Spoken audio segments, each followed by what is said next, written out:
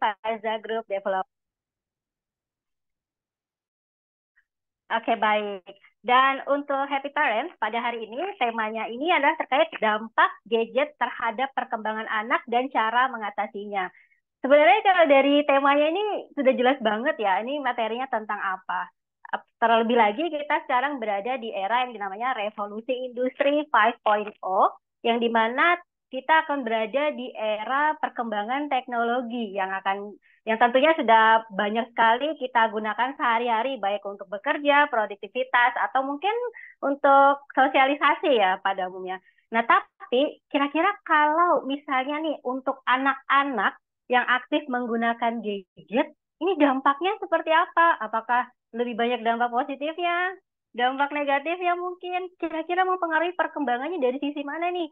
Secara mental, secara fisik. Nah, tentu saja pada hari ini semua pertanyaan-pertanyaan ini mungkin ada tambahan lagi yang tentunya ada di dalam benak kita, nanti akan dibantu, dijelaskan, dan akan dijawab oleh pemateri kita pada hari ini. Mungkin untuk mempersingkat waktu, mari kita kenalan dengan pemateri kita, yaitu dengan Dr. Lahargo Kamberen, SPKJ. Halo, Dr. Lahargo, selamat malam. Selamat malam Mbak Dian, selamat malam semuanya. Salam sehat jiwa. Wah, salam sehat jiwa, dokter. Wah, ini sudah malam, malam minggu, tapi semangatnya nggak putus ya, dok ya. Saya juga jadi tambah semangat nih, ketularan semangatnya. Siap. Baik. Dokter mohon izin nih sebelumnya, mungkin sebelum kita memulai, saya izin mungkin membacakan sedikit tentang CV dokter ya, dok, supaya mungkin para Silakan happy Mbak. parents ini bisa lebih mengenal dokter. Baik. Untuk pembicara kita hari ini adalah Dr. Lahargo Kamberen, SPKJ. Beliau merupakan seorang dokter psikiater, spesialis kedokteran jiwa, dan dokter tinggalnya di Bogor ya, dok ya. Dan dokter saat ini aktif bekerja sebagai pegawai negeri sipil di Rumah Sakit Dr. Haji Murzaki Mahdi di Bogor, dan juga aktif sebagai dosen pengajar di Akper RSPAD Gatot Subroto di Jakarta, dan juga sebagai kepala instalasi rehabilitasi psikososial di Rumah Sakit Murzaki Mahdi Bogor, dan juga aktif pengajar sebagai dosen pengajar juga di beberapa perguruan tinggi di Jakarta, dan sebagai dosen pengajar S2 Keperawatan Jiwa Fakultas Ilmu Keperawatan di Universitas Indonesia. Wah, banyak sekali nih ya dokter pekerjaannya ya. Dan saat ini juga dokter aktif di beberapa organisasi yang namun sampai saat ini sebagai anggota ASI, Asosiasi Seksologi Indonesia di Bogor. Dan saat dokter juga pernah dianugerahi sebagai the best empathy doctor dari Kementerian Kesehatan RI di tahun 2019. Wah, congratulations dokter. Luar biasa sekali pencapaiannya ya. Oke, baik. Jadi nanti dokter Laharga akan membawakan materi terkait dampak gadget terhadap perkembangan anak dan cara mengatasinya. Untuk paparan materi nanti dibawakan selama kurang lebih 1 jam ya dok ya. Ke depan nanti selama 30 menit kita akan melakukan sesi diskusi baik secara chat ataupun online dengan happy parents yang berada di meeting room kita pada malam hari ini. Baik, mungkin untuk mempersingkat waktu dan tempat saya persilakan kepada Dr. Lahargo. Terima kasih Mbak Dian, terima kasih semuanya yang boleh hadir kesempatan webinar ini. Senang sekali bisa bersama-sama berdiskusi, berbagi tentang satu topik yang menurut saya cukup penting ya di era digital seperti sekarang ini, yaitu dampak gadget terhadap perkembangan anak dan cara mengatasinya. Saya izin untuk share screen terlebih dahulu.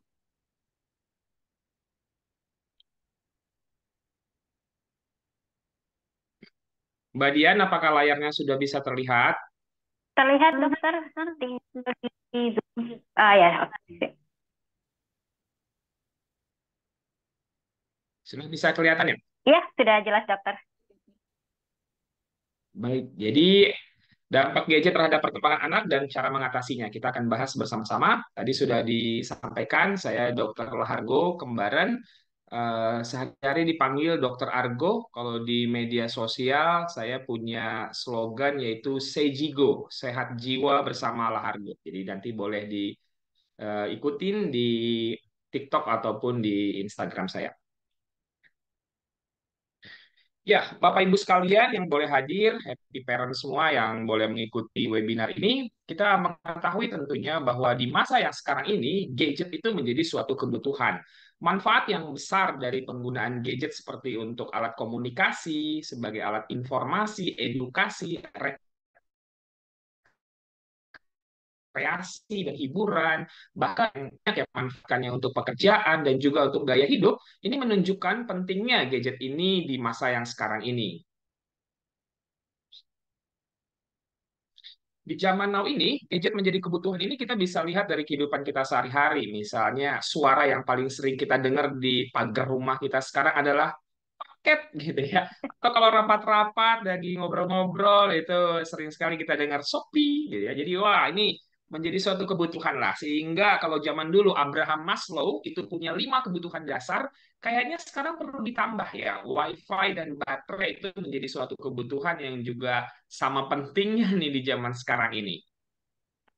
Ya, dari dulu sampai dengan sekarang, kita sebagai orang tua juga tentunya selalu memberikan yang terbaik bagi dia yang tersayang, yaitu anak-anak yang ada di rumah kita. Dan setiap masa ada ceritanya. Dulu dikasih balon tuh kayaknya anak-anak happy, gembira banget gitu ya. Tapi zaman sekarang diberikan gadget, dapat pulsa, kuota, wifi, internet, hotspot, modem. Wah, ini yang menjadi bagian kehidupan mereka. Kalau misalnya pulsanya habis atau kuotanya habis, wah pasti udah langsung tuh minta ke orang tuanya. Atau sinyal wifi di rumah lagi error misalnya, langsung minta segera diperbaiki. Ya, dulu dan sekarang kita sebagai orang tua tentu berusaha memberikan yang terbaik bagi orang yang kita kasihi. Tapi hati-hati bahwa ternyata segala yang berlebihan menurut Plato itu dapat menimbulkan efek sebaliknya yang tidak baik. Inilah yang tentunya perlu kita waspadai di zaman yang sekarang ini dan nanti akan kita bahas lebih mendalam tentunya. Bapak Ibu sekalian, dunia ini terus-menerus berubah ya. Zaman revolusi industri mulai dari 1.0 mekanisasi, 2.0 elektrifikasi, zaman 3.0 otomasi dan globalisasi. Dan saat ini kita berada di dunia atau di sebuah zaman yang disebut digitalisasi, yaitu 4.0. Ketika gadget kita itu selalu terhubung dengan internet, ada Internet of Things, ada penyimpanan data di cloud, ada artificial intelligence, ada chat GPT. Nah, inilah dunia di zaman sekarang ini yang tidak mungkin terhindarkan oleh kita. Dan di masa depan akan ada suatu zaman yang kita sebut 5.0, yaitu personalisasi. Ini sudah bergerak nih menuju ke sana, yaitu memanusiakan manusia dengan teknologi yang ada. Setiap manusia di tiap generasi juga ternyata berusaha menyesuaikan diri ya dengan situasi keadaannya. Sehingga kita akan melihat ada karakteristik tertentu di setiap generasi ini. Misalnya generasi baby boomers, ada generasi X, ada generasi Y atau generasi milenial, generasi Z atau Gen Z, anak-anak remaja dan anak-anak muda sekarang, dan juga generasi Alpha nih yang kemudian akan nanti mengikuti anak-anak Gen Z ini. Contoh yang paling sederhana misalnya kita bisa bandingkan beberapa generasi terakhir ini ya, generasi X itu terkenal dengan kemandiriannya, generasi Y ini terkenal dengan ambisiusnya, atau generasi Z yang terkenal dengan kompetitifnya. Kenapa mereka bersifat kompetitif? Karena platform media sosial sekarang yang ada di gadget atau yang ada di internet itu menunjukkan bagaimana pentingnya untuk narsisistik diri ya, menonjolkan diri. Kita gampang nih melihat orang lain sedang di mana, lagi ngapain, dan siapa, dan seringkali itu membuat rasa insecure ya di anak-anak Gen Z ini. Dan kenapa demikian? Karena mereka jadi seolah-olah membandingkan diri mereka dengan orang lain dan merasa tidak sepadan, selevel, sehingga ada jiwa kompetisi yang kemudian muncul di kalangan anak-anak zaman sekarang yang kita kenal dengan generasi Z. Ya, inilah anak-anak generasi Z atau Gen Z. Kita coba lihat sebuah cuplikan video berikut ini ya. Dan kita lihat bagaimana orang tuanya yang mungkin Gen X atau Gen Y ini menyaksikan anak Gen Z ini.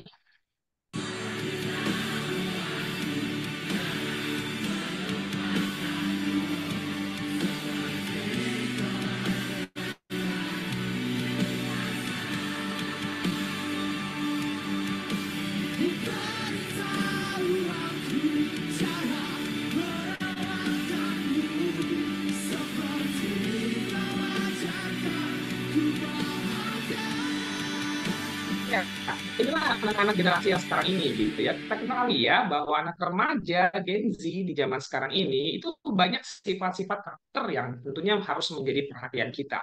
Pertama, dengan meningkatnya hormon seksual mereka, mereka akan mulai tuh meningkat perhatian terhadap lawan jenis atau naksir. Dan loyalitas terhadap peer groupnya itu lebih dominan daripada loyalitas kepada keluarga. Makanya jangan heran gitu ya kalau anak-anak remaja zaman sekarang ini males diajak keluar rumah sama orang tuanya, ikut arisan. Memangnya aku harus ikut ya, Ma, katanya. Kemudian mudah terpengaruh, labil, egois, ingin menang sendiri, baper gitu ya, gampang banget muncul rasa kecewa, kesel, malu, tertekan, mudah tersinggung, dan juga ada rasa ingin dipuji, ingin dihargai, narsisnya ini lagi tinggi-tingginya. Rasa ingin tahu yang sangat besar, rasa ingin mencoba atau keponya itu tinggi banget. Nah, inilah ciri-cirinya Gen Z atau anak remaja di masa yang sekarang ini, Bapak Ibu sekalian. Generasi Z ini anak-anak yang lahir dari tahun 95 sampai dengan sekarang ini ya. Generasi ini setelah generasi milenial, dan sekarang ini anak-anak Gen Z ini memegang porsi yang paling tinggi nih, paling besar di antara yang lainnya, sehingga ada bonus demografi dari tahun 2030 yang akan kita alami, dan kemudian di 2045 ketika Indonesia menuju generasi emas itu porsi demografi yang paling banyak ini adalah Gen Z. Jadi sepakat juga ya kalau misalnya tema yang diangkat pada hari ini itu membuat kita nanti akan lebih aware hal-hal apa yang bisa kita lihat dari gadget ini dan yang tentunya harus kita perhatikan. Nah, Gen Z ini sekarang udah mulai masuk nih di dunia pekerjaan ya, dan ternyata ada perbedaan ya cara mereka menyikapi stresor-stresor yang dihadapi. Kita lihat.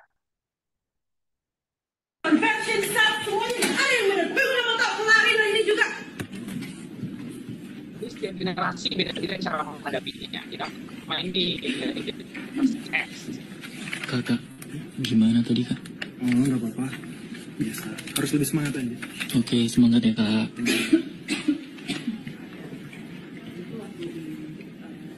Kak, Kan, gimana kenapa tadi kak? gak usah kepo lu. Sudah salah tau nggak? Alasan lu tuh gila banget. Suruh aja cari orang lain, gue mau resign. Iya kak, semangat ya kak. Yo. Kenapa tadi? Nggak tahu. Mental health gue keganggu nih. Gue kayaknya harus telepon psikiater gue deh. Kacau banget. Ya. Oke deh, semangat ya. Iya. Itu ya ternyata setiap generasi ini menyikapi satu stresor yang sama dalam hidupnya. Kenali karakter dari Gen Z atau anak-anak muda di masa sekarang ini. Mereka hidup dengan teknologi informasi dan dunia digital, menyenangi hal-hal yang sifatnya visual, foto, video, grafik, punya rasa kebebasan dan percaya diri serta otonomi yang tinggi. Fokus dan perhatiannya kurang. Banyak sekali mengerjakan sesuatu itu multitasking ya, sehingga kurang fokus dalam menyelesaikan suatu aktivitas. Sumber informasi terpercaya diambil dari internet. Dia googling, dia lihat di TikTok, Instagram gitu ya, dan komunikasinya juga secara digital atau media sosial, sehingga kemampuan untuk bersosialisasi dan komunikasi ini menjadi lebih terbatas. Jiwa kompetitifnya sangat besar dan membutuhkan apresiasi yang sangat besar. Dan platform media sosial sekarang juga memberikan supply ya terhadap kebutuhan dari karakter Gen Z ini. Ada view, ada komen, ada subscribe, ada like, ada love. Nah, itu semua merupakan suatu hal-hal yang menunjukkan kebutuhan dari karakter anak-anak Gen Z ini. Butuh apresiasi, butuh komentar, dan yang lain sebagainya. Generasi Z dan gadget atau internet itu tidak terpisahkan ya satu dengan yang lainnya, sehingga mencoba menghilangkan mereka dari gadget dan internet ini butuh effort yang sangat besar. Sekitar 2-3 hari yang lalu itu saya dapat seorang pasien anak SMA kelas 3 gitu ya. Jadi mulai kecanduan gadget sehingga orang tuanya itu dipisahkan dari gadgetnya, sama sekali nggak diberikan, dan dia dimasukkan di sebuah boarding school. Nah, di boarding school itu dia sama sekali nggak dapat gadget, tidak diperbolehkan menggunakan gadget. Cuma teman-temannya itu Sabtu Minggu dapat kunjungan dari orang tuanya itu diberikan tuh kesempatan untuk gadgetnya. Dan ternyata anak ini sampai kemudian mencuri gadget dari temannya, kemudian juga dia mencuri uang temannya waktu ditanya untuk apa, untuk beli gadget tanpa sepengetahuan orang tuanya. Sebegitu besarnya ya dorongan anak-anak generasi sekarang ini untuk berinteraksi, untuk melakukan attachment dengan gadget dan internet ini. Nah, WHO, Bapak Ibu sekalian sudah memberikan suatu peringatan ya bahwa kita perlu waspada nih gitu ya. Setelah pandemi kemarin itu kita perlu waspada banget untuk penggunaan gadget yang berlebihan. Kenapa demikian? Ada beberapa bahaya yang perlu kita waspadai kalau kita menggunakan gadget secara berlebihan. Yang pertama itu adalah aktivitas fisik yang jadi berkurang. Kita menjadi generasi yang namanya generasi rebahan, sedentary lifestyle, lebih banyak berbaring, lebih banyak duduk, lebih banyak tiduran, dan sibuk melihat gadget kita. Dan itu bisa berbahaya untuk kondisi tubuh. Obesitas, makan yang nggak baik, kurangnya olahraga, itu tentunya berbahaya bagi kesehatan fisik dan mental. Jam tidur ini jadi berubah gitu ya. Buat apa yang perempuan mungkin senang nonton drakor, kalau dia series gitu ya, wah kayaknya tanggung ya kalau nggak dituntaskan. Wah jadinya jam tidur terganggu. Atau anak-anak yang laki-laki itu mabar, main Mobile Legend, ML, PUBG gitu ya sampai pagi. Ah, ini juga demikian mengganggu tentunya buat kesehatan. Sakit kepala, leher, mata, nutrisi yang nggak sehat karena sering GoFood gitu ya. Ini juga berbahaya. Belum lagi konten-konten ya yang ditonton. Kalau anak-anak sekarang ini banyak menonton konten kekerasan, pornografi, ada resiko untuk cyberbullying misalnya, bermain role play di internet. Ini juga berbahaya. Dan kecanduan, games online, judi online, pinjaman online, media sosial, screen time yang banyak sekali gitu ya, yang lama. Nah, ini akan mempengaruhi performance dalam kehidupan sehari-hari tentunya. Ya, jadi waspadai bahayanya terhadap gangguan kesehatan ya, yaitu untuk kesehatan fisik dan juga kesehatan jiwa. Kesehatan fisik tumbuh kembang, anak bisa terganggu nih gitu ya. Belum lagi keterlambatan untuk bicara, speech delay, malnutrisi, obesitas, berbagai penyakit, gangguan mata, tulang, dan saraf. Nah, ini gangguan di kesehatan fisiknya. Apalagi anak yang masih tumbuh kembang itu bisa mempengaruhi tentunya kognitifnya dari kondisi kejiwaan, kecanduan gadget, dan masalah atau gangguan kejiwaan seperti depresi, anxiety, gangguan psikotik, self-harm, dan suicide, ini bisa dipicu karena penggunaan gadget yang terlalu berlebihan tentunya.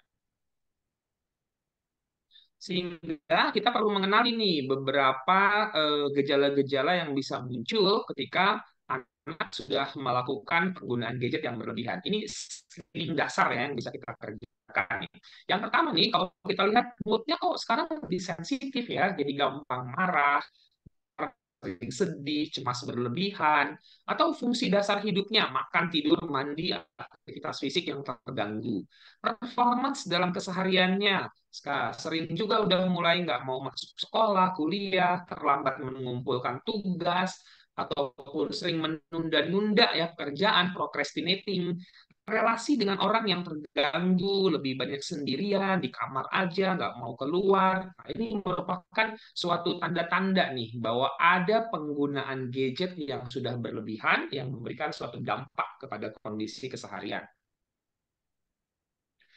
Sebuah riset yang dilakukan di Indonesia itu menunjukkan gitu ya bahwa ternyata anak remaja mulai dari remaja perempuan itu 7 dari remaja perempuan itu kecanduan media sosial, dan remaja perempuan ini memakai media sosial sampai kecanduan untuk apa? Untuk mencari informasi, menjalin pertemanan, mengisi waktu luang, dan membanding-bandingkan dirinya dengan orang lain atau artis-artis, bintang-bintang iklan yang mereka lihat dan tonton di media sosialnya. Agak sedikit berbeda dengan laki-laki. Nah, kalau laki-laki itu 9 dari 10 anak laki-laki itu kecanduan game online.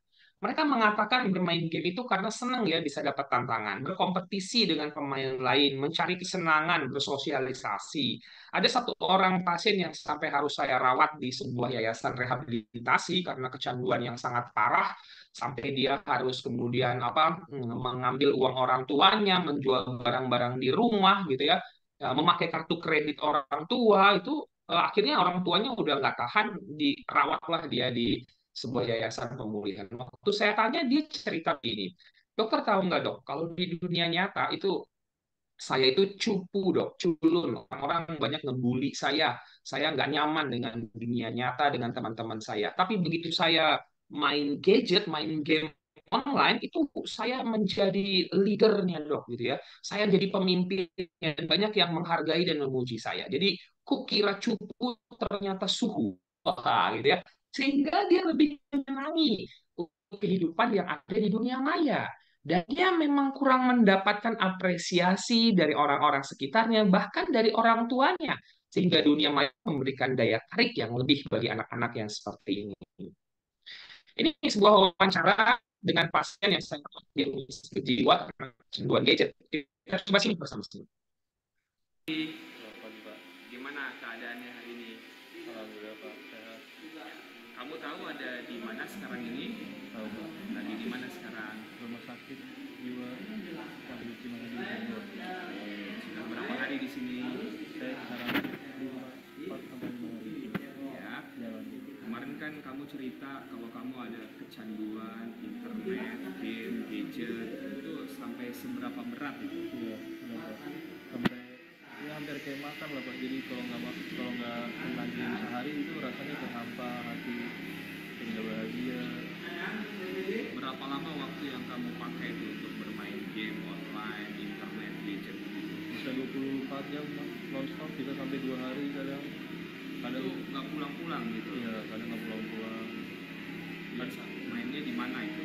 Mainnya di warnet atau enggak kalau gadget ya di rumah, kalau enggak di tempat tongkrongan saya Pak, tempat main, tempat ngumpul.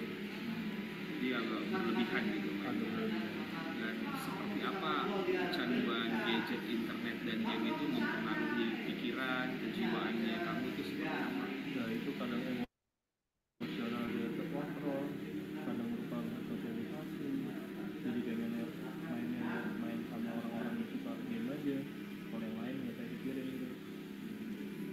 Sampai ada perbuatan-perbuatan yang berbahaya atau merugikan gitu. Merugikan paling kayak gitu Pak, misalkan kalau saya punya uang, minta uang gitu, minta uang 10.000 tapi dikasihnya 5.000, nah itu kurang kan buat orang. Nah akhirnya saya cari cara, saya ngambil uang di rumah biar sama 10.000, jadi dia bisa beli paket, bisa beli paket main game 3 jam atau 5 jam. Sampai mencuri gitu, Iya, menjual barang gitu. Kita jual barang, kadang-kadang barang baru saya jual-jualin. Ada pengaruh ke emosi atau Ada seperti apa itu? suka teriak-teriak kadang-kadang kalau game udah nggak menang, kita nggak menang nih lawan mereka, itu emosi gitu, suka teriak-teriak kata-kata kasar. Dengan orang tua atau keluarga seperti apa? Jadi kurang deket Pak, karena jarang bersosialisasi kita, malah kalau sudah pegang game kayak gitu jadi lebih ingin game dibanding orang di sekitar kita. Kan kamu juga cerita kemarin ada juga pemakaian narkoba ya? Ya betul. Seperti apa itu? Itu sama, hampir sama kandungannya kayak game, sehari tidak kena rasanya hampa gitu Pak. Jadi ada dampaknya juga ya dari kecanduan gadget, internet, game, dan jadi ketergantungan narkobanya. Ya. Apa narkoba yang dipakai? Lebih sintetis Pak, Namanya? Marina. Dan sekarang ini kemarin juga cerita ada seperti bisikan-bisikan gitu. Seperti apa itu? Bisikan yang nggak beres kita, jadi saya berprasangka terhadap orang. Ada yang ngomong gitu di telinga, di hatinya. Nah itu namanya halusinasi ya. Oke, sekarang yang terakhir, apa pesannya nih buat anak-anak muda, remaja yang juga sudah mulai ada kecanduan gadget, game online, internet? Pesan kamu untuk anak-anak remaja, anak-anak muda yang sekarang ini sudah mulai ada kecanduan gadget, internet, dan game online? Ya pesan saya sih, jadi gunakanlah gadget atau internet untuk hal-hal positif dan dipakai seperlunya saja. Jadi kita nggak merasa kayak kita nggak pegang handphone sehari aja, kita seharusnya bisa, tapi ini kan kebanyakan yang nggak bisa. Jadi saran saya ya, gunakan elektronik dan gadget secukupnya dan yang bermanfaat.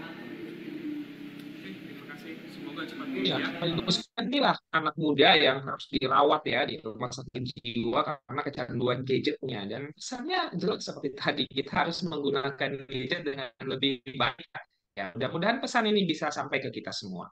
Beberapa isu kesehatan mental yang di masa kini yang berhubungan dengan gadget, misalnya mereka sering bilang, aduh kena mental nih, gue breakdown gitu ya. Atau ada istilahnya pubbing. Pubbing itu pond snubbing. Ketika kita lagi ngobrol dengan orang lain, orang itu malah sibuk dengan gadgetnya. Jadi ada perasaan diabaikan dan itu menimbulkan luka psikologis. Atau toxic relationship. Banyak banget dengan gadgetnya itu ada cyberbullying, ada kata-kata yang nggak baik, ada pelecehan gitu ya, itu bisa muncul.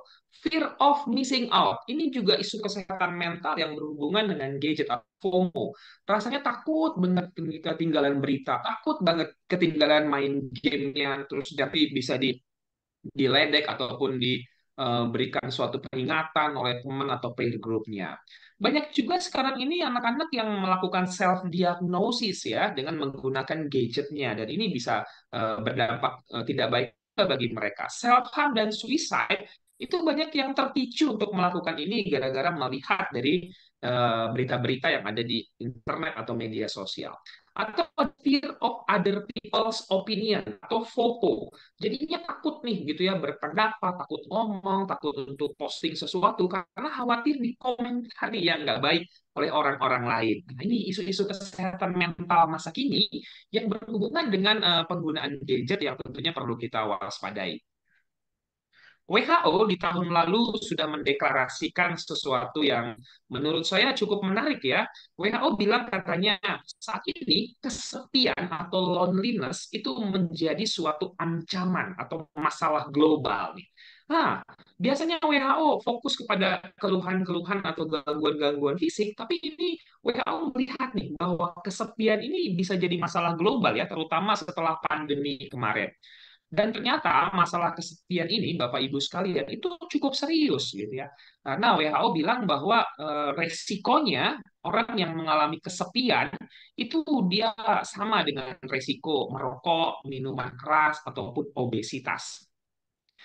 Sebuah masalah kesehatan mental di anak remaja di Jepang itu namanya kita sebut hikikomori. Nah, hikikomori ini adalah anak-anak di Jepang gitu ya yang memilih berada di kamar aja, main gadget, main internet, dia nggak mau berinteraksi, nggak mau bersosialisasi keluar, bahkan makanannya di kamar, mandi, tidur, semuanya gitu ya dilakukan di kamar. Beberapa manga atau anime di Jepang itu juga udah mulai menggambarkan orang tuanya masukin makanan ke bawah pintunya. Ini namanya hikikomori nih gitu ya.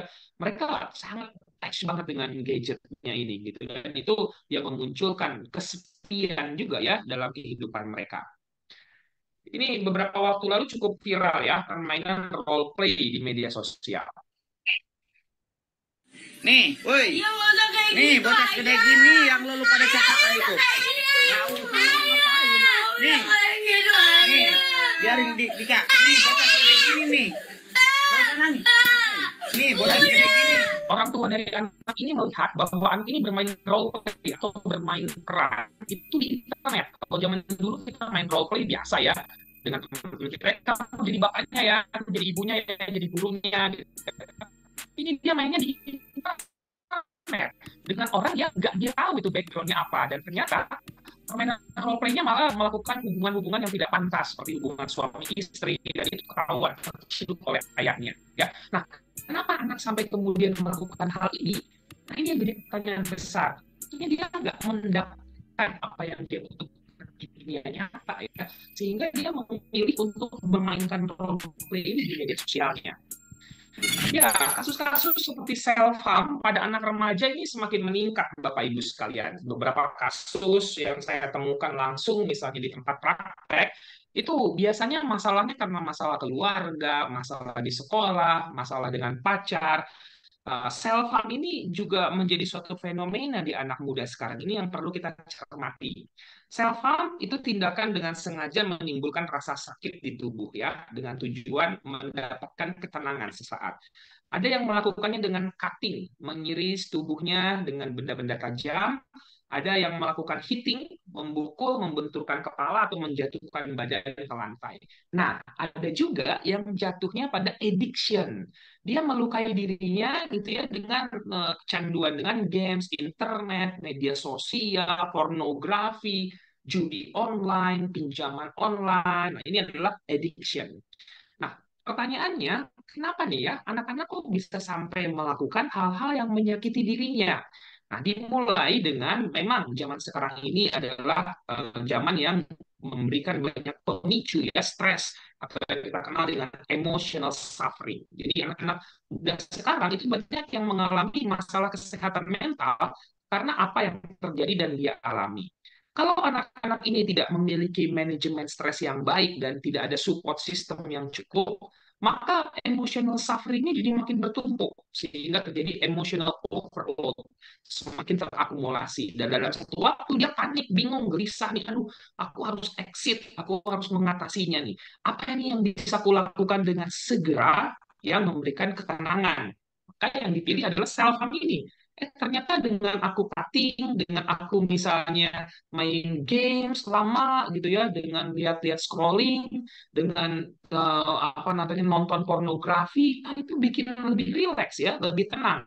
Kenapa bisa bikin rileks? Karena ketika mereka melakukan itu semua, di otaknya itu mengeluarkan suatu neurotransmitter yang namanya dopamin. Nah, dopamin ini ya memberikan rasa gembira, happiness, ketenangan gitu ya. Tapi sifatnya sementara atau kita sebut temporary relief. Ketika dia sudah nggak pakai lagi, tidak melakukan lagi, maka itu dopaminnya akan berkurang. Sehingga muncullah shame and grief, malu, bersalah, berdosa, kecewa, dan itu akan memperberat nih emotional suffering-nya. Kalau nggak ada bantuan, nggak ada pertolongan di sini, maka inilah yang membuat anak kemudian bisa jatuh kepada kondisi kesehatan jiwa yang terganggu pada akhirnya. Anak-anak generasi sekarang dikenal dengan generasi stroberi katanya karena kondisi mentalnya yang tidak baik. Pengen seperti buah stroberi yang cepat mendapatkan sesuatu, menarik, mudah, gampang, instan gitu ya. Tapi sama seperti buah stroberi, kalau kena kanan dapat pressure, dipencet, diinjek, langsung remuk dan hancur. Kondisi mentalnya katanya juga anak-anak generasi sekarang itu seperti ini. Tetapi saya nggak begitu setuju ya dengan labelisasi seperti ini dan menyalahkan generasi sekarang dengan sebutan generasi stroberi. Karena pasti buah stroberi ada petaninya. Siapa petaninya? Orang tuanya gitu ya. Gimana nih orang tua zaman sekarang ini sudah belajar belum pola parenting yang baik supaya anak-anaknya nggak jadi generasi stroberi. Kita orang tua juga perlu mengupgrade ya parenting skill kita gitu sehingga anak-anak zaman sekarang ini punya life skill, kemampuan untuk mengatasi pressure, manajemen konflik yang baik, bagaimana berinteraksi, citra diri yang bagus. Nah, itu perlu dan itu dari orang tua terutama itu yang harus diberikan. Jangan-jangan orang tua nggak belajar nih parenting skill sehingga banyak anak-anak yang kemudian jatuh pada kondisi keadaan generasi stroberi ini. Dan ini ditunjukkan dengan laporan dari WHO ya, yang mengatakan 1 dari 7 orang anak muda di zaman sekarang ini itu mengalami kondisi kesehatan jiwa dan kecemasan, depresi, itu yang paling banyak ya. Ya, Bapak Ibu sekalian, jadi di zaman sekarang banyak hal ya yang mencoba mencuri perhatian kita, gitu ya. Tapi pastikan perhatian kita pada apa yang kita butuhkan. Kendalinya itu harus ada di tangan kita, di tangan anak-anak kita. Segala sesuatu diperbolehkan, ya benar, tetapi bukan segala sesuatu berguna. Sehingga bijak dalam menggunakan suatu alat bantu seperti gadget atau gawai ini, itu yang harus kita lakukan ke depan. Nah, sekarang yang jadi pertanyaan, kenapa ya anak kok sampai begitu menghabiskan waktu yang sangat banyak dengan gadget, internet, games, media sosial, bahkan ada yang jatuh pada pornografi gitu ya? Karena mereka tidak mendapatkan need mereka atau kebutuhan mereka dari orang tua, keluarga, dan lingkungan sekitarnya. Apa sih yang dibutuhkan oleh anak-anak di zaman sekarang? Mereka butuh informasi yang baik, yang valid. Mereka butuh apresiasi, butuh komentar, butuh harga diri, butuh kenyamanan, butuh ketenangan. itu nggak mereka dapetin di zaman sekarang ini. Sehingga mereka harus mencarinya di tempat lain. Jadi kalau kita dapetin ada anak yang kecanduan, adiksi, kita harus mempertanyakan apakah selama ini mereka kurang ya mendapatkan ini semua dari aku sebagai orang tua, dari keluarga. Nah, ini yang kemudian kita perbaiki tentunya sehingga anak tidak jatuh pada keadaan adiksi atau kecanduan terhadap gadgetnya.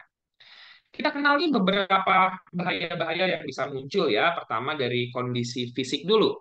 Melihat gadget terlalu lama itu bisa terjadi suatu keadaan yang disebut sebagai computer vision syndrome ya. Kenapa begitu? Karena cahaya dari gadget itu mengandung blue light. Meskipun banyak handphone yang sudah memiliki filter gitu ya, tapi itu tidak sampai 100% memberikan proteksi yang baik gitu ya. Dan apa gejala-gejala yang bisa terjadi? Penglihatan jadi ganda, mata jadi buram. Ini kita banyak lihat ya, anak-anak sekarang ini yang masih muda-muda, masih kecil-kecil, udah pakai kacamata gitu ya, terganggu dia. Nyeri kepala, iritasi, mata jadi kering dan merah. Inilah gejala-gejala yang bisa muncul yang kita sebut sebagai computer vision syndrome karena pemakaian yang terlalu lama. Oleh karena itu, kita perlu hindari ya, ini beberapa penyakit atau gangguan akibat kecanduan gadget. Fenomena-fenomena yang kita sering lihat. Narsisme,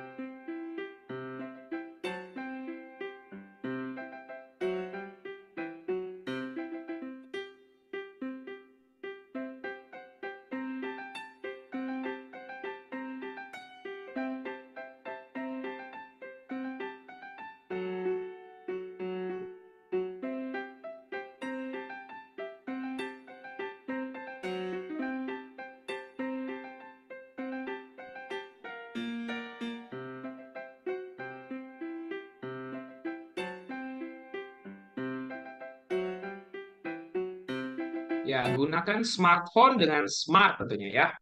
Nah, bagaimana cara menggunakannya dengan baik? Nah, teknik pencegahan dari CVS ini adalah dengan 20 rule katanya. Jadi, setiap kali 20 menit kita melihat layar gadget kita, istirahat. Istirahat dengan cara melihat objek yang jaraknya 20 kaki atau 6 meter itu selama 20 detik. Nah, itu akan membuat mata kita menjadi lebih punya waktu ya untuk istirahat atau recovery-nya. Kemudian pastikan kita fokus pada screen time, penggunaan gadget. Nah, screen time ini apa itu? Waktu yang kita habiskan untuk melihat ke layar, baik itu gadget, video game, komputer, laptop, ataupun televisi. Kalau kita terlalu berlebihan screen time-nya, itu tadi yang bisa berujung kepada masalah kesehatan fisik dan juga kesehatan mental. Nah, ini adalah patokannya ya, tabel untuk screen time. Anak umur 0 sampai 2 tahun itu sama sekali nggak boleh melihat layar ataupun melihat gadget. Cuma sayangnya di masa sekarang ini semacam menjadi babysitter tambahan ya bagi kita orang tua nih. Dikasih gadget, oh anaknya tenang, nggak rewel gitu ya. Padahal itu sebenarnya sama sekali nggak direkomendasikan. Kenapa? Karena sudah banyak penelitian kalau anak kurang dari 2 tahun itu diberikan gadget, itu menjadi speech delay, terlambat bicara, perkembangan kognitifnya juga jadi nggak bagus, tumbuh kembang motoriknya juga tidak baik dia. Nah, kemudian 2 sampai 3 tahun itu hanya boleh 30 menit sehari, dan itu games yang edukatif dan tidak boleh solo gitu ya, tidak boleh ngelihatnya sendirian. Jadi harus didampingi, harus ada nih caregiver atau orang tuanya di situ.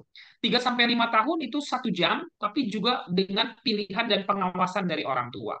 Lebih dari 5 tahun itu 2 jam sehari gitu ya. Dan anak-anak yang sudah masuk usia sekolah dan kita orang dewasa itu maksimal 3 jam sehari. Screen time itu adalah waktu melihat layar. Berikan yang baik pada anak pada waktunya. เกมเฮียบเลย เอาเนี่ย นี่ซื้อให้ใครครับ ให้ลูก กี่ขวบแล้วครับ 5 อีก7 ปีพี่ค่อยมารับนะครับ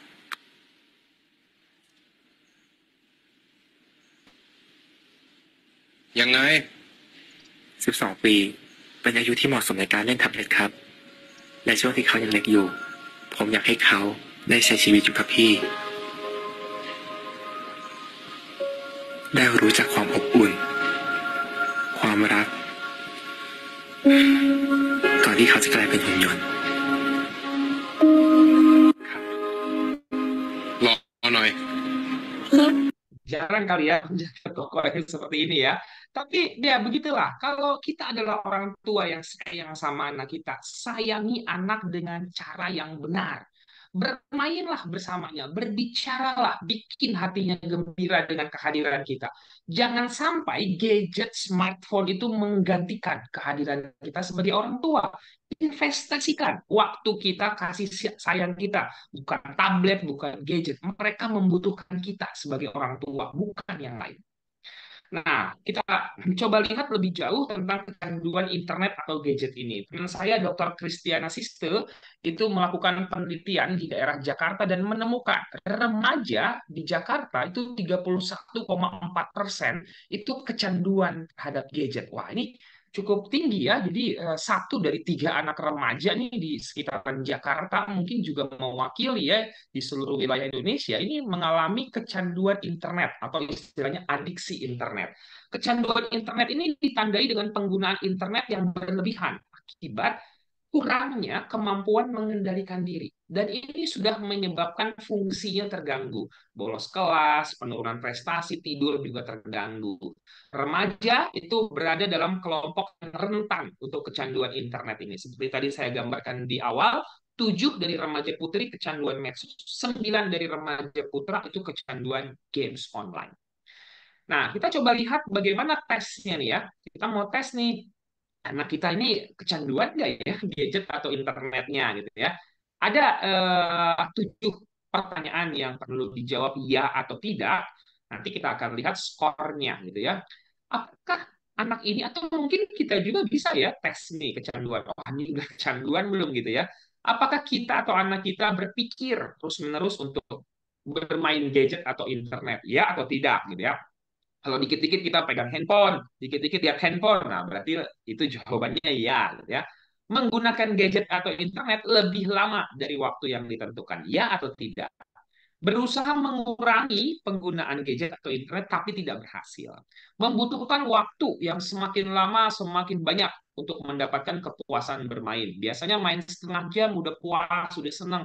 Tapi ini kok jadi nambah ya, jadi 1 jam, 2 jam gitu ya. Nah, kemudian menggunakan gadget itu untuk mengalihkan perasaan sedih, kecewa, marah, atau lagi nggak enak gitu ya. Apakah itu kita lakukan untuk mengalihkannya? Atau merasa sedih, gelisah, dan marah pada waktu mengurangi, berhenti. Waktu diambil gadgetnya, wah anaknya jadi marah, tantrum. Itu udah jawabannya ya berarti. Dan apakah kita jadi punya masalah ya di sekolah, tempat kerja, kuliah, dan relasi dengan orang lain gara-gara menggunakan gadget yang terus-menerus? Kalau jawabannya itu ada 5 minimal gitu ya pada pernyataan di atas, itu menunjukkan bahwa anak kita atau mungkin kita sudah kecanduan gadget atau internet. Nah, kecanduan internet atau gadget ini jangan dianggap sepele ya Bapak Ibu sekalian. Ini adalah merupakan brain disorder. Jadi kalau WHO tuh udah bilang tuh internet addiction ataupun gambling addiction itu udah gangguan kejiwaan. Nah, kalau dibilang gangguan kejiwaan itu otaknya tuh, saraf otaknya yang sudah terganggu. Akibat dari otak yang ditimbulkan yang rusak itu karena penggunaan gadget atau internet yang berlebihan, ternyata sama yang rusaknya ketika orang itu menggunakan narkoba. Jadi narkoba itu zaman sekarang itu sama dengan internet dan gadget atau ada yang juga kasih nama narkolema, narkoba lewat mata katanya. Jadi hati-hati ya. Jadi kalau penggunaan gadget yang sudah sampai ke adiksi, kecanduan itu sudah otaknya tuh yang terganggu. Sehingga nanti penanganannya juga udah sangat spesialistik. Nah, ini siklusnya. Kenapa seseorang itu bisa kemudian mengalami kecanduan terhadap internet atau gadgetnya. Ketika dia menggunakan internet atau gadgetnya ini, maka ada reseptor di otak yang menerima impuls. Oh, ini lagi make nih. Oh, ini menyenangkan ya permainannya. Aduh, happy nih. Aku dapat bonus naik level. Itu dopamin di otak dilepaskan. Dopamin ini punya efek memberi rasa nyaman. Ketika dia berhenti bermain, itu dopaminnya berkurang. Kalau dia nggak punya substitusi, nggak punya kegiatan aktivitas lain yang bisa memberikan kenyamanan dan ketenangan, maka akan muncul yang namanya sugesti ya ataupun craving untuk kemudian tadi waktu aku main games, waktu aku nonton pornografi enak tuh rasanya ya, main lagi deh. Ya, inilah dia. Terjadi yang namanya toleransi lama-lama. Waktu yang dibutuhkan untuk menggunakan gadget atau internet makin lama makin bertambah. Setengah jam nggak cukup, 1 jam, 2 jam, akan bisa sampai 20 jam. Ada yang 2 hari, 2 malam di warnet misalnya. Dan di sini akan ada efek putus zat atau withdrawal effect. Ketika zat dopamin yang berkurang, itu butuh dia craving dia merasa nggak enak, uring-uringan, sehingga dia merasa butuh untuk memainkan lagi permainan dengan gadgetnya ini. Inilah yang kemudian masuk kepada adiksi pada akhirnya. Bapak Ibu perlu diperhatikan bahwa penggunaan gadget berlebihan selain dari internet addiction-nya itu sendiri, ternyata ini juga bisa memicu gangguan kejiwaan yang lain. Gangguan ansietas atau kecemasan, gangguan depresi, gangguan bipolar, psikotik atau skizofrenia yang sudah ditandai dengan yang bersangkutan itu sudah nggak bisa membedakan mana yang nyata dan tidak nyata, itu menjadi resiko yang kemudian muncul kalau penggunaan eksesif pada gadget ini. Dan berita-berita sudah banyak menunjukkan ya, banyak sekali anak-anak yang harus dirawat di rumah sakit jiwa, di yayasan rehabilitasi, karena sudah ada konsekuensi-konsekuensi negatif yang kemudian muncul ya. Ansietas itu ciri-cirinya ada takut, cemas, panik, jantung berdebar, nafas pendek gitu ya. Ini banyak terjadi ini anak-anak akhirnya kemudian menolak sekolah karena gangguan kecemasannya, refusing to school. Depresi ini merupakan gangguan jiwa yang ditandai dengan sedih, murung, mudah tersinggung, nggak semangat, gampang capek, fokus konsentrasi terganggu, pola makan dan tidur terganggu, madesu, masa depan suram, sampai ada keinginan untuk mengakhiri hidup atau menyakiti dirinya. Psikotik atau skizofrenia, dia nggak bisa membedakan mana yang nyata dan tidak nyata. Jadi ada halusinasi, dengar bisikan, waham atau delusi, menarik diri, bicara senyum sendiri, kecerdasan menurun, nggak bisa mengurus diri, bicaranya nggak nyambung, dan ada banyak perilaku yang agresif ataupun yang aneh ya. Nah, kalau udah seperti itu, kita lihat anak kita kok kayaknya agak berlebihan ya, dan sudah mulai masuk ke kecanduan nih. Yang pertama segera harus dilakukan adalah lakukan digital detoxification atau diet gadget. Ya. Diet gadget adalah disconnect dengan gadget kita dan mulai terkoneksi dengan komunitas, keluarga, dan orang lain ya di situ. Nah, lakukan beberapa teknik-teknik yang bisa kita pakai gitu ya. Jadi digital detox itu penghentian atau pengurangan pemakaian gadget. Sama kayak orang apa narkoba. Narkoba tuh di detoxnya itu dia berada di dalam tempat rehabilitasi gitu ya, di mana dia nggak bisa mengakses narkobanya tersebut. Itulah namanya detox dan tentunya akan ada hal-hal yang kerasa gitu ya, dan itulah yang perlu diatasi tentunya. Nah, digital detox langkah-langkahnya prinsipnya tentukan dengan konsisten. Ini kata kuncinya, konsisten. Pengurangan dan pemberhentian gadgetnya ini. Misalnya, saya tidak mau mengakses media sosial selama 1 minggu ini. Atau 1 bulan saya tidak mau mengakses. Dan konsisten melakukan itu. Itu namanya digital detox. Atau 1 jam sebelum tidur, matikan gadget. Di meja makan, nggak ada yang boleh pegang gadget. Hapus aplikasi atau gamenya. Gunakan parental control. Kemudian juga menaruh gadget di ruangan yang lain, matikan gadget secara berkala. Ya, ini namanya digital detox, menjauhkan, mengambil jarak, memberhentikan penggunaan gadgetnya secara sadar dan konsisten. Nah, jangan cuma sekedar tidak bermain gadget, tetapi kita harus substitusi nih. Anak-anak ini kalau nggak main gadget, apa yang mesti mereka lakukan gitu ya? Nah, kita perlu meng-create, mencari, menciptakan aktivitas non-digital bagi anak-anak ini. Bermain permainan tradisional, misalnya main monopoli, ular tangga, ludo gitu ya. Seru juga itu ya kalau kita mainkan. Berkebun atau pelihara binatang peliharaan, masak bareng, berolahraga, baca buku, trekking ke alam. Banyak aktivitas lain yang bisa menjadi substitusi. Dan ini adalah aktivitas yang non-digital. Ini yang perlu kita lakukan. Jadi nggak cuma berhenti mainnya ya, mama situng ya, ininya gadgetnya. Nggak cuma begitu aja. Tapi kita harus meng-create apa nih substitusinya. Ya, kebersamaan bersama keluarga itu tentunya jauh lebih berharga gitu ya. Jangan sampai kita jadinya menjauhkan yang dekat dari kita gitu ya. Jangan sampai gadget menggantikan kebersamaan bersama keluarga. Taruh gadgetnya, ngobrol, ketawa bareng, tatap muka dan mata orang yang kita sayang. Atau bisa juga beberapa itu melakukan gerakan 1821. 1821 itu komitmen nih di keluarga gitu ya, orang tua, anak, matiin handphone, gadget, TV, internet 3 jam. 18 sampai 21 ini golden time ini. Dan lakukan 5B dalam 3 jam itu. 5B itu apa? Belajar bareng, ngobrol, bicara, beribadah bersama mungkin, bermain, berkreasi bersama.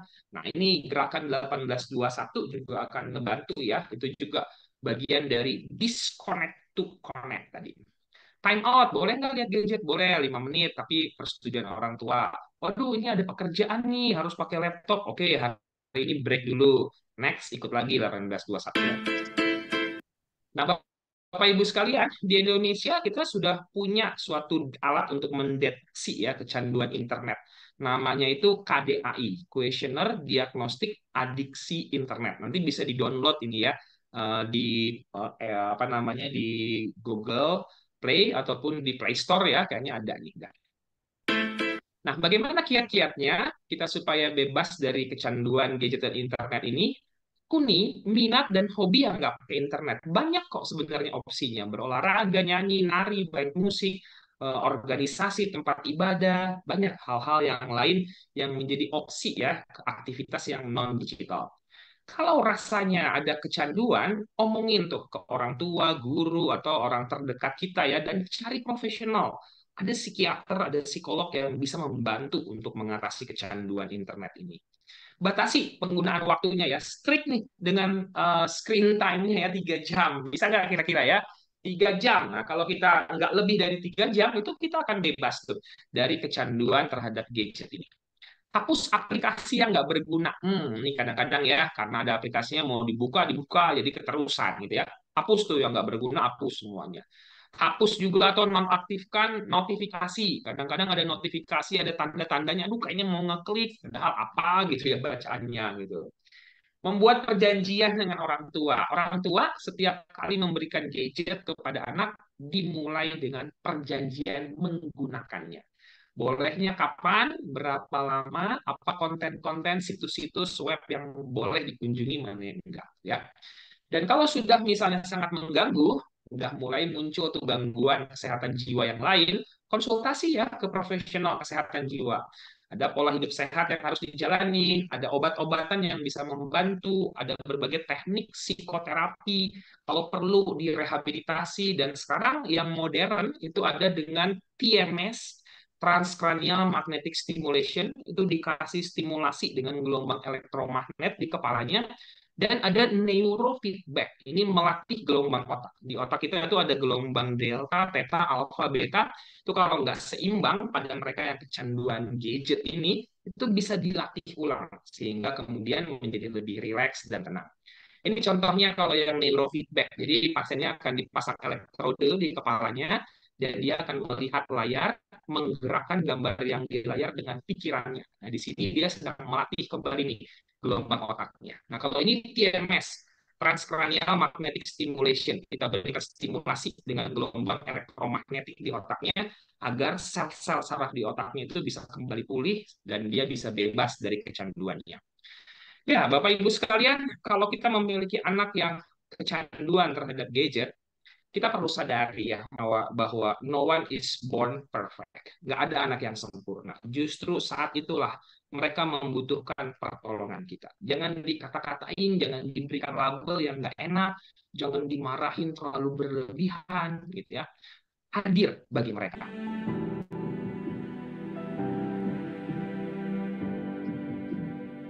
I know it's how you gotta just be strong. And it's a fight just to keep it together.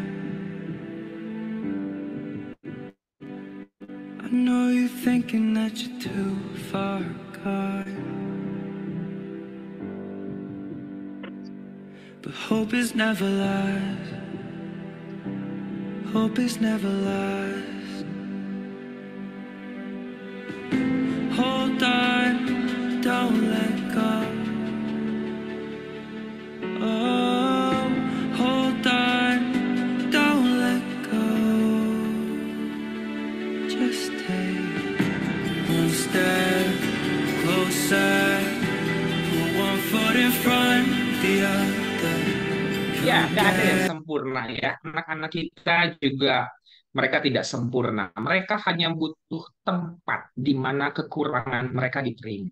Karena kita semua rapuh. Teruslah belajar untuk menjadi utuh. Dan kita sebagai orang tua, biarlah juga anak kita menjadi utuh karena kehadiran kita di tengah mereka. Dan para orang tua, jadilah pencipta, kreator kegembiraan bagi keluarga. Bermain dengan gembira bersama anak, sehingga anak kita tidak perlu mencari kegembiraan di tempat yang lain. Perdeu.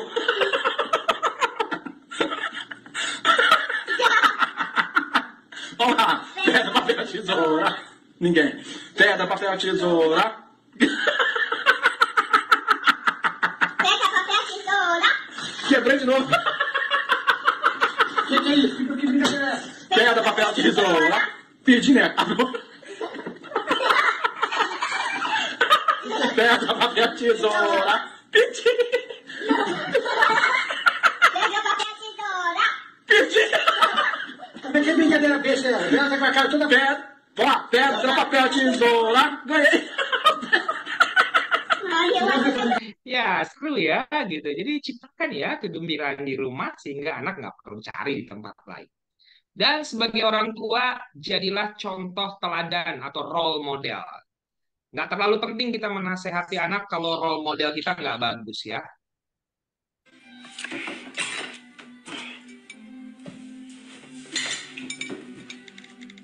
Waktu bapaknya lihat ke bawah, semua sibuk dengan gadgetnya. Tapi mereka pura-pura seperti tidak terjadi apa-apa.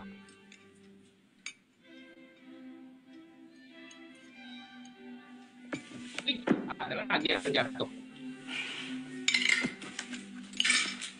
sibuk lagi dengan gadgetnya.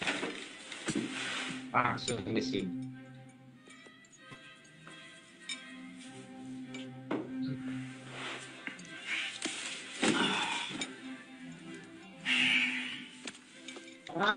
Ternyata apa-apanya sama aja.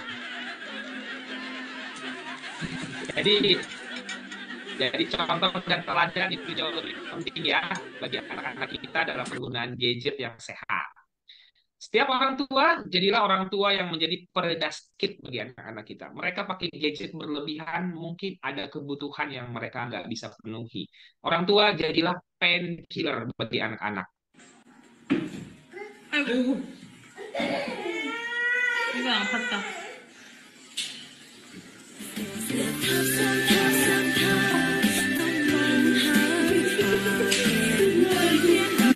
Ya, painkiller, obat pereda sakit yang paling mujarab itu ini dia, cinta kasih, pelukan, ciuman, perhatian, kehangatan gitu ya.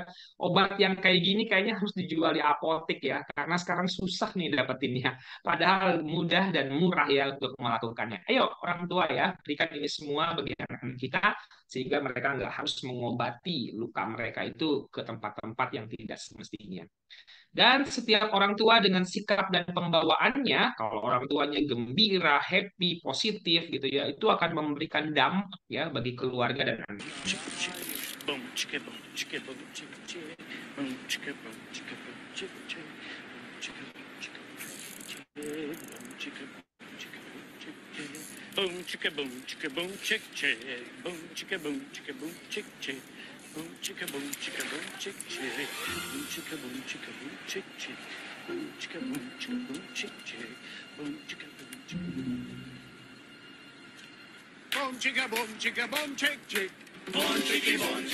chick chick. Boom chicky boom.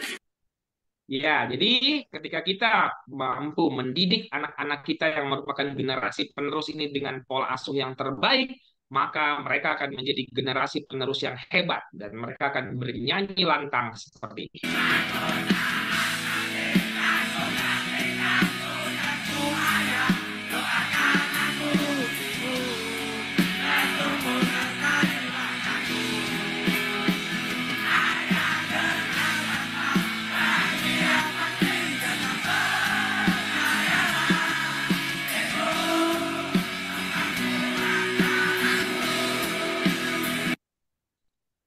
Jadi Bapak Ibu sekalian, selama Tuhan masih ada, matahari masih bersinar, dan donat masih bulat, berjuang terus menjadi orang tua yang terbaik, mendidik anak-anak kita pada jalannya, sehingga pada masa dewasanya dia tidak akan kemudian mendapatkan hal yang tidak baik, terutama dalam penggunaan gadget yang hari ini kita sedang bahas. Terima kasih atas perhatiannya, semoga bisa bermanfaat buat kita semua. Salam sejigo, sehat jiwa bersama Lahargo. Salam juga dokter. Wah, luar biasa sekali materinya. Saya mendengarin dokter Argo membawakan materi ini, saya jadi belajar bahasa baru ya dok. Saya baru tahu ada yang namanya narkolema. Saya juga baru tahu ada yang namanya diet gadget atau digital detox. Wah, keren-keren, luar biasa dok. Baik, sekarang kita saatnya memasuki sesi diskusi nih. Untuk para bunda, para ayah, atau teman-teman sejawat lainnya, mungkin jika ada yang ingin ditanyakan nih dengan dokter selaku expert dalam materi kita pada malam hari ini, boleh nanti diketikkan di kolom chat, atau mungkin kalau ingin melakukan live discussion secara langsung boleh, silahkan, tapi harus menggunakan menu raise hand atau angkat tangan yang ada pada menu Zoom-nya ya. Nanti tunggu saya sebutkan namanya, baru di-unmute speakernya. Oke, baik. Kepada para peserta webinar, saya persilahkan untuk membuka pertanyaan jika ada yang ingin ditanyakan.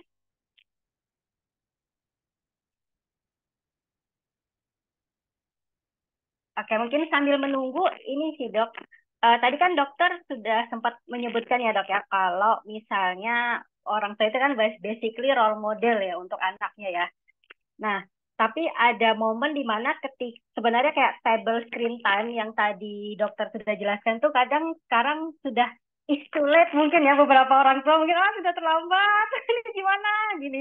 Nah, kalau untuk menindaklanjutinya itu kan dengan cara melakukan detoksi digital ya dok, yang tadi dokter sampaikan. Nah, kadang ada side effect lah mungkin dibilang kalau obat itu. Mungkin entah itu nanti anaknya tantrum nih, seharusnya dia bisa main gadget ini jadi tantrum, marah, bahkan sampai efeknya itu ada yang melakukan kekerasan, sampai dipukul nih orang tuanya, sampai nangis, melakukan ancaman. Itu bahkan saya sering mendengar hal-hal kayak seperti itu. Nah, dari pandangan dokter nih, selaku psikiater yang mungkin sudah ahli dalam hal ini, kira-kira orang tuanya ini harus bagaimana ya dok? Karena kan basically memang harus sabar, tapi kadang ada yang mungkin sudah nggak bisa atau bagaimana, mungkin ada tipsnya gitu dok? Perilaku anak yang agresif seperti itu pasti tidak tiba-tiba langsung demikian ya gitu. Dia pasti sudah menjalani prosesnya tuh. Kenapa kemudian sampai kemudian meledak agresif tantrum seperti itu. Jadi sebenarnya menerapkan pola asuh yang baik bagi setiap anak itu kata kuncinya gitu ya. Kalau kita orang tua itu memberikan pola asuh yang terbaik pada setiap anak, pola asuh kan ada 4 jenis ya Mbak. Ada yang otoriter. Otoriter tuh kayak militer dia. Apa yang dibilang oleh orang tua harus diikuti.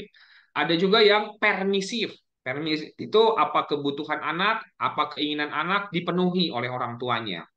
Ada yang neglectful. Orang tua ngerasa sudah menjadi orang tua yang baik dengan bayarin uang sekolah, memberikan kebutuhan, tapi nggak ada emotional bonding ya dari kepada setiap anak ini. Nah, yang baik adalah yang autoritatif, di mana orang tua itu kemudian menjadi mitra ya, menjadi partner bagi setiap anak ini dan mengetahui kebutuhan anak dalam satu waktu, sehingga kemudian anak mendapatkan yang dia perlukan dalam tumbuh kembangnya. Harus diingat, anak ini lagi bertumbuh dan berkembang, gitu ya, sehingga dia butuh banget pendampingan pola asuh dari orang tuanya, ayah dan ibunya tentunya. Nah, kalau udah sampai seperti itu, ya itu sudah harus mendapatkan penanganan profesional pastinya, Mbak, gitu ya, karena sudah ada agresivitas yang bahkan mungkin sudah membahayakan. Ada pasien saya sampai mau bunuh orang tuanya, gitu ya, sampai mau bakar rumah kalau nggak dikasih gadget ataupun yang dia minta, yaitu harus dilakukan perawatan dan penanganan yang lebih spesialistik. Biasanya seorang psikiater akan memberikan obat nantinya untuk meredakan ketegangan dan juga stabilizer mungkin gitu ya, untuk kemudian moodnya bisa lebih stabil dan tidak terjadi hal-hal yang seperti itu. Baru ditambah dengan berbagai teknik psikoterapi untuk melihat dia punya problem apa sih sebenarnya dan bagaimana penguatan mentalnya bisa dikerjakan. Seperti itu jawabannya. Oh, berarti tergantung level dari ininya ya dok ya, mungkin efek dari sikap anaknya gitu ya, menerima perubahannya gitu. Baik, ini sepertinya ada yang mau bertanya langsung nih dengan dokter, Bapak Abdul Hanan. Silakan Bapak Abdul Hanan untuk di-unmute speakernya.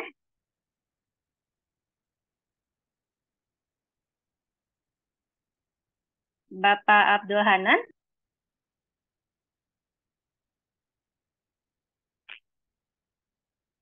Makasih. Halo. Ya, tadi belum bisa terbuka, ini sudah terbuka. Terima kasih. Selamat malam, dokter. Selamat malam, Halo, Pak. selamat malam, dokter. Ya, saya sambil mobil ini, dok. Saya di jalan, di perjalanan ini. Saya cuma mau tanya satu. Ya, saya mau tanya satu hal untuk sharing ya. Ini saya dapat masalah dari anak yang mogok sekolah, mogok kuliah, dok. Karena mungkin tadi ya, detok itu yang dokter bilang detok, atau tadi dokter bilang apa ini, FOMO ya. Sehingga anak saya itu mogok sekolah, atau katanya sih school refusal begitu, dok. Gimana ya langkah-langkah mengatasinya ya, dok? Itu saja dulu, dok. Terima kasih pertanyaannya, izin langsung menjawab ya Mbak Dian. Ya, dok. Baik, silakan dokter. Jadi yang pertama, kalau anak melakukan school refusal atau menolak sekolah, menolak kuliah, segera Pak dibawa ke profesional. Kita harus lakukan assessment terlebih dahulu. Pemeriksaan terhadap kondisi psikologisnya. Ada hal-hal apa saja yang kemudian mendasari munculnya perubahan perilaku yang seperti itu. Beberapa anak itu mengalami gangguan kecemasan, ada yang sampai mengalami depresi, ada yang sudah mengalami psikotik gitu ya. Nah, itu adalah merupakan suatu diagnosis yang bisa didapatkan kalau sudah dilakukan pemeriksaan terhadap kondisi psikologisnya. Dan kalau sudah nanti diperiksa, baru ditanganin Pak sesuai dengan apa namanya yang sesuai dengan diagnosisnya tadi. Nah, sementara ini apa yang bisa dilakukan oleh orang tua? Nah, orang tua perlu melakukan komunikasi yang lebih intens dengan anak. Coba rubah model komunikasinya, Pak, gitu ya. Duduk di sampingnya, tanyakan pelan-pelan, coba lihat apa yang sedang dia fokus untuk sedang kerjakan ini, cari hobi-hobinya, berikan apresiasi kepada pencapaian-pencapaian yang mungkin dia sudah dapatkan, sehingga ada kemudian koneksi. Mulai kita terkoneksi lagi dengan anak kita. Kalau sudah mulai terkoneksi dan anak merasa bahwa orang tuanya care dengan dia, gitu ya, dengan cara yang baru, eh, mungkin di situ dia bisa lebih terbuka dengan masalah ataupun situasi yang sedang dihadapi. Karena sesungguhnya perubahan perilaku dan sikap pada seorang anak itu adalah cara anak ini berkomunikasi nih dengan kita. Cuma kita mungkin seringkali agak reaktif ya untuk menyikapinya. Nah, cobalah ambil jeda, cobalah lihat dari sudut pandang yang lain sehingga kita bisa memberikan respon yang tepat kepada setiap anak kita. Semoga menjawab, Pak. Iya, caper tadi mungkin ya dok ya. Cari perhatian itu mungkin juga bagian dari yang dokter sampaikan tadi ya. Cara komunikasinya Dalam itu ya. dalam arti yang begini Pak gitu ya, dia cari perhatian itu ada kebutuhan dari dia untuk mendapatkan hal itu. Jadi jangan dipandang selalu untuk sisi negatifnya gitu ya. Tetapi Ya, ya. anak ini lagi butuh perhatian dan kebutuhan itulah yang perlu kita kemudian supply dan berikan gitu ya. Kalau kita sudah terkoneksi dengan anak ini dengan baik, kita udah ngerti nih apa yang kemudian dia perlukan, kita lebih mudah gitu ya untuk kemudian bisa menyampaikan apa yang mungkin dibutuhkan oleh anak ini. Jadi harus dikosongin dulu Pak gelas kita gitu. Kadang-kadang di gelas kita itu udah banyak value, nilai, nasihat-nasihat yang pengen kita sampai ini. Kita kosongin dulu, kita terima dulu. Anak ini maksudnya apa nih? Apa yang dia inginkan. Nah, itulah pola komunikasi yang sehat dengan anak yang bisa dibangun. Semoga membantu, Pak. Terima kasih dokter, terima kasih sekali. Selamat malam. Malam, Pak. Ya. Pak, baik. Ini lanjut dokter, ada pertanyaan lagi nih dok. Dari Ibu Uji, dari Untaha.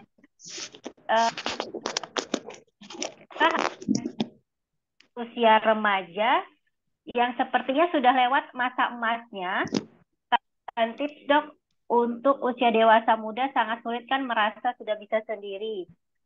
Oh, maksudnya apa ini ya? Oh, mungkin yang sudah kecanduan gadget kali ya dok ya, pada yang sudah melewati saatnya, dan karena dia sudah merasa dewasa, jadi ya keputusannya ada pada dia gitu. Jadi mungkin nggak mau mendengarkan orang tuanya atau mungkin yang lebih tua gitu dok. Mungkin yang dimaksudnya. Ya, jadi berbicara pada anak yang sudah lebih dewasa, tentunya kita harus antara orang dewasa ya, kita sampaikan data-data objektif, kita sampaikan konsekuensi yang kemudian sudah kita lihat dari penggunaan gadget yang mungkin sudah berlebihan. Jadi berdiskusi sebagai orang dua dewasa itulah yang perlu dilakukan pada anak ini. Dan kita sampaikan kira-kira opsi-opsi apa sih yang bisa dilakukan untuk kemudian bisa mengatasi kecanduan terhadap gadgetnya ini. Tapi kalau misalnya memang sudah dilakukan seperti itu belum membantu, seperti saya sampaikan tadi bahwa kecanduan terhadap gadget atau internet itu penyakit otak gitu. Udah ada sirkuit di otaknya yang sudah terganggu. Kalau kita udah coba komunikasi gitu ya semaksimal mungkin tapi belum ngebantu. Jadi datang ke profesional itu adalah pilihan yang bijaksana untuk memulihkan kondisi ini dengan segera. Semoga bisa membantu. Baik. Tadi dokter ada memberikan saran ya dok yang tentang 20 rule, 20-20 rule tadi ya, 20-20 rule-nya.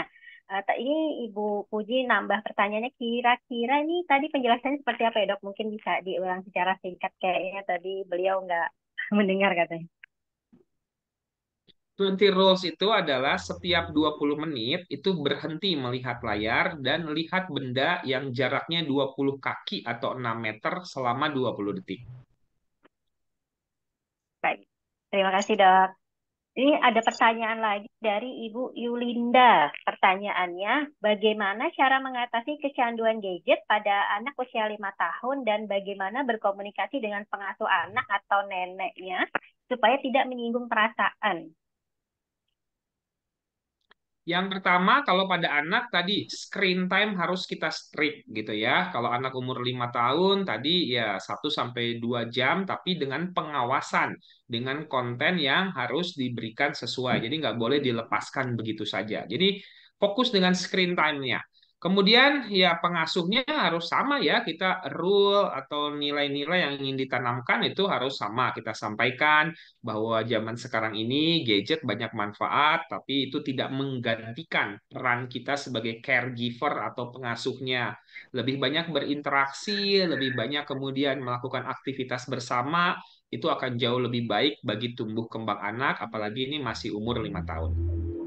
Semoga menjawab. Baik, berarti istilahnya kayak peran orang ketiga ya dok ya. Kalau misalnya ada dalam satu family itu dia pakai nanny atau babysitter lah istilahnya. Kadang kan babysitter itu prinsipnya itu kan yang penting anaknya anteng, adem ayem sudah gitu kan. Kadang dikasih gadget, ya orang supervisi nggak ngeliat ternyata anaknya itu kecanduan gadget itu ternyata gara-gara acuan dari ini apa dari neninya mungkin atau mungkin dari orang tuanya atau neneknya atau kakeknya gitu yang nggak tega nih nggak cucu nangis dikasih aja deh gadgetnya gitu. Nah kalau seperti ini kadang kan mungkin orang tua ini mungkin kalau ke mertuanya atau neneknya itu agak sedikit kurang ini ya dok ya apa kurang mungkin segan gitu kalau misalnya mau ngomong gitu. Kira-kira gimana ya dok kalau case seperti ini? Iya, itu kan aturan dari anak kita gitu ya. Kita sebagai orang tua yang punya aturan. Hari ini kan kita belajar bahwa gadget itu tidak bisa menggantikan pola asuh orang tua kita dengan anak gitu. Jadi bagaimana kita berinteraksi dengan anak, baik itu caregiver ataupun pengasuh, itu memang harus yang betul-betul nyata real gitu ya. Jadi gadget itu tidak menggantikan hal itu. Nah, itu mindset yang seperti itu yang perlu ditanamkan. Karena banyak sekali yang kemudian menggantikan peran pola asuh itu dengan gadget yang tidak bisa itu dilakukan oleh gadget. Yes, anak mungkin kelihatan tenang sesaat, tapi dengan konten yang ditonton, kurangnya stimulasi, justru bisa berbahaya untuk tumbuh kembangnya bila ini terlalu berlebihan dan berkepanjangan. Jadi memang harus tetap orang tuanya yang punya ketegasan sendiri ya dok ya, walaupun terhadap siapapun itu, karena kan anaknya tanggung jawabnya sendiri ya dok ya. Benar. Baik, ini ada pertanyaan lagi dok dari Hernur. Ini bagaimana cara yang smooth agar anak yang sudah keseringan main bisa menerima nasihat agar mengurangi gadget dengan mudah. Biasanya kalau sudah kecanduan, apalagi anak yang masih umur di bawah 9 tahun, biasanya marah dan tidak paham atas penjelasan orang tuanya. Oh, cara smooth dong, maksudnya cara ngomong halusnya gimana gitu ya ke anaknya. Supaya dia Ya, yang terutama itu adalah komunikasi dan interaksi yang baik ya, emotional bonding yang bagus orang tua dengan anak, sehingga kita akan menyampaikan apapun akan lebih mudah tuh. Itu dulu yang perlu dijaga gitu ya. Kalau orang tua dengan anak itu berjarak secara emosional, jarang ketemu, jarang ngomong sesuatu yang intens, anak pasti nggak akan mau mendengarkan dengan baik gitu ya. Tetapi kalau misalnya orang tua anak itu dia punya suatu hubungan yang baik gitu ya, selama ini juga biasa ngobrol itu dijalin relasi yang bagus, orang tua menjadi sahabat bagi anaknya, akan mudah sekali nih nasihat, value-value yang mau kita tanamkan kepada anak ini. Jadi yang penting dibangun adalah relasinya dulu, orang tua dengan anak. Walaupun misalnya orang tuanya itu sibuk terus ya, misalnya orang baik ibu maupun ayahnya itu aktif kerja gitu dok. Jadi kan mereka mungkin agak susah kalau multitasking gitu ya. Jadi mungkin berarti pengorbanan ya dok mungkin solusinya ya orang tuanya harus bisa mengorbankan waktu untuk anaknya ya seperti itu dok. Iya, bekerja bukan menjadi alasan untuk kemudian mengabaikan sebuah pola asuh. Kuantitas mungkin kita nggak miliki, tapi quality of time itu bisa kita lakukan kok. Dan waktu-waktu itu harus diciptakan gitu ya. Nggak mungkin kita sibuk terus kan gitu ya. Pasti kita bisa ciptakan waktu-waktu khusus buat anak kita. WHO dan UNICEF itu bilang 20 menit setiap hari waktu untuk anak yang berkualitas itu sudah cukup untuk kemudian membina suatu relasi atau bonding antara orang tua dengan anak. Jadi sempetin tuh pulang kerja misalnya atau waktu weekend gitu ya. Itu 20 menit. Jangan sampai kita ngobrol dengan anak kita masih sibuk dengan gadget kita sendiri. Kembali gitu ya orang tua yang menjadi role model lah bagi anaknya. Betul. Baik. Nah, ini lanjut tadi dok. Tadi kan dokter juga memberikan cara nih gimana kayak salah satunya itu distraksi lah supaya anaknya itu nggak fokus di gadget. Nah, di sini salah satunya itu kembangkanlah hobi gitu ya. Nah, mungkin untuk anak laki-laki kayak main musik nih ada pertanyaannya. Kalau misalnya spesifik gender mungkin adakah kira-kira alat musik yang bisa dipakai kayak gitar, drum, biola, keyboard atau untuk perempuan mungkin menggambar atau apa seperti itu dok. Ini pertanyaannya mungkin bisa lebih spesifik kali ya. Kira-kira syaratnya apa berdasarkan jenis kelamin anak perempuan atau anak laki-laki baiknya seperti apa gitu. Hobi-hobi ini nggak ada yang spesifik untuk gender ya, jadi boleh aja kok anak perempuan bermain drum, oke. Anak misalnya laki-laki bermain keyboard boleh gitu ya, nggak ada masalah gitu. Karena setiap anak punya multiple intelligence gitu ya, dia preferensinya, talentanya itu berbeda-beda. Ada yang kinestetik, dia bisa bergerak, menari, berolahraga. Ada yang musikalitasnya mungkin bagus, ada yang logis matematikanya, ada yang verbalnya baik gitu. Jadi kita orang tua yang perlu mengenali nih talenta anak kita itu apa dan kemudian mengarahkannya sesuai dengan passionnya dia juga. Oh, berarti harus difasilitasi ya dok ya. Difasilitasi juga anaknya jadi maunya seperti apa gitu ya.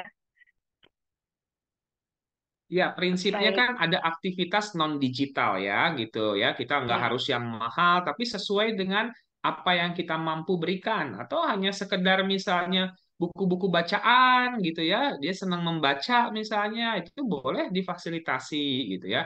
Kalau zaman saya dulu gitu ya, saya ke Gunung Agung, nongkrong di situ baca buku karena hobinya baca gitu ya. Jadi ya itu yang bisa dilakukan. Orang tua juga memfasilitasi sesuai dengan kemampuannya.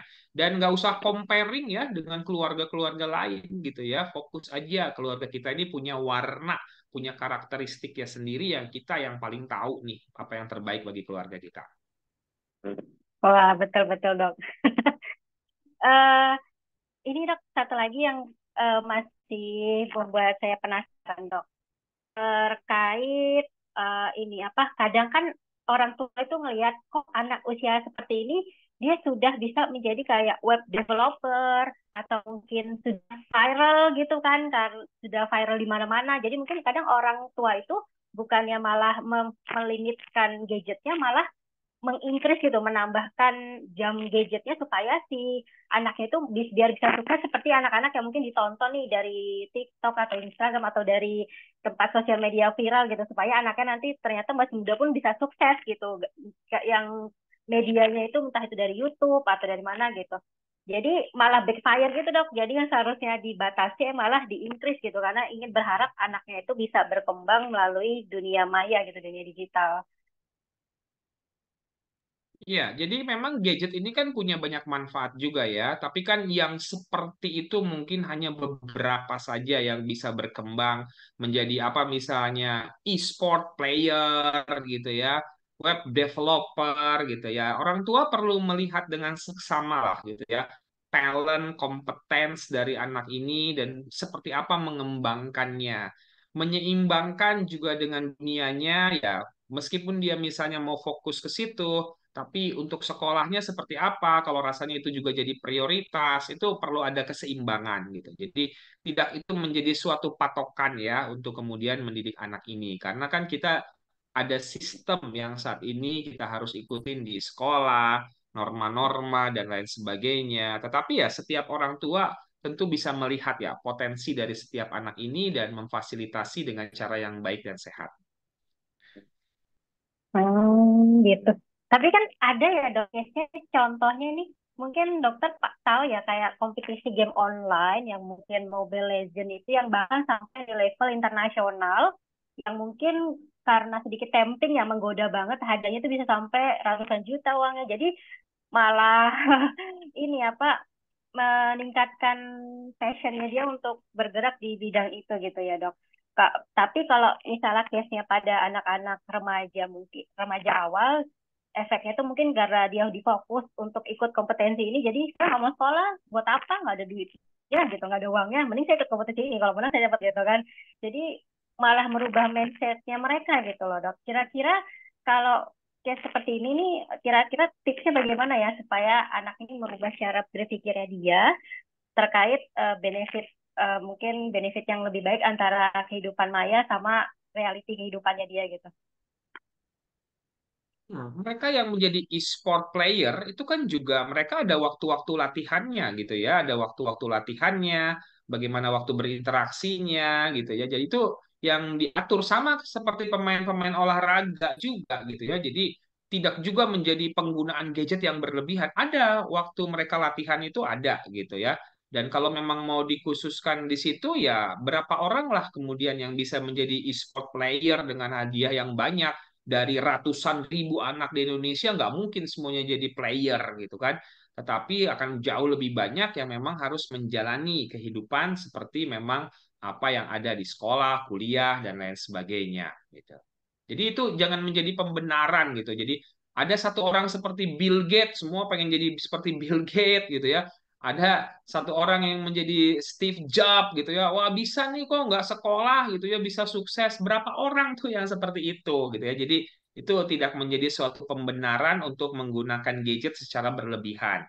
Kita sebagai orang tua perlu juga bijak ya melihat kebutuhan, need, dan juga ada konsekuensi kalau penggunaan yang berlebihan yang bisa muncul.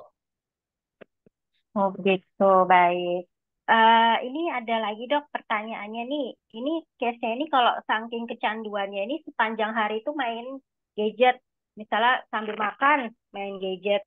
Bahkan sambil jalan pun main gadget gitu. Jadi kayak antisosial, jadi kayak introvert, pribadi introvertnya itu sudah terbentuk gitu. Dan ini case-nya ini bukan dari orang tua sih, pertanyaannya dari dia bertanya untuk adik sepupunya gitu dok. Mungkin kalau misalnya dari keluarga lain yang mensupport tuh apakah kira-kira ada tipsnya gitu dok? Bagaimana sih cara mengurangi case kayak gini? Mungkin selain dari orang tua, tapi dari lingkup keluarganya gitu.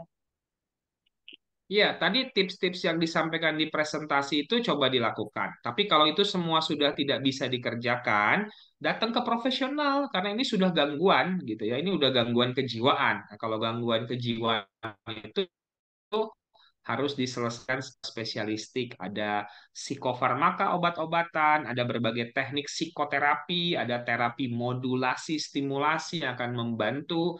Bahkan kalau udah membahayakan sampai seharian tadi mainnya itu mungkin perlu dilakukan rehabilitasi terlebih dahulu.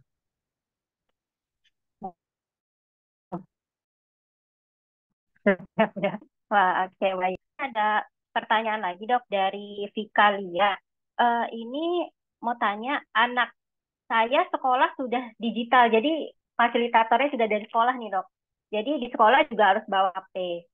Sedangkan jika HP tidak diberikan nih dari jam 18.21 rule yang tadi dokter bilang, anaknya itu maksudnya itu kan harusnya dipakai untuk belajar karena juga tuntutan dari sekolahnya gitu loh.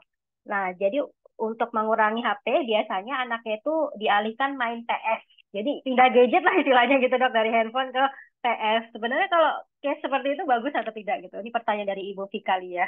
Tidak bisa dipungkiri, sekolah-sekolah sekarang juga dia menyertakan gadget sebagai alat bantu belajar mengajarnya. Bahkan tugas-tugas juga menggunakan gadget. Nah, kalau seperti ini tidak masalah gitu ya. Itu boleh digunakan selama itu memang untuk pembelajaran, untuk edukasi sekolah. Tetapi kalau sudah mulai melenceng penggunaannya gitu ya untuk menggunakan hal-hal yang lain, nah ini yang harus diwaspadai kalau penggunaannya sudah berlebihan. Main PS itu gadget juga gitu ya. Gadget itu bukan cuma handphone ya gitu ya. PS, laptop gitu ya, PC ya itu masuk gadget itu peranti elektronik gitu ya.